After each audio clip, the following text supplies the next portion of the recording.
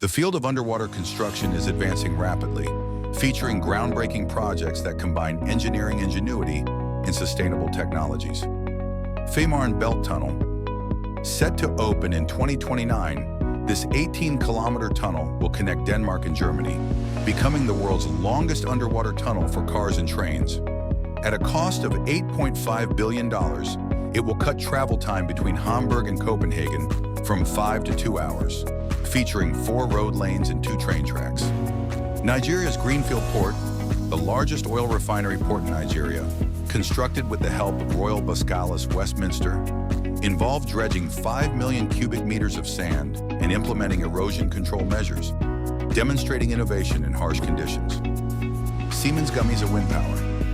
Siemens Gamesa has installed over 1,000 direct-drive offshore wind turbines in 90 countries.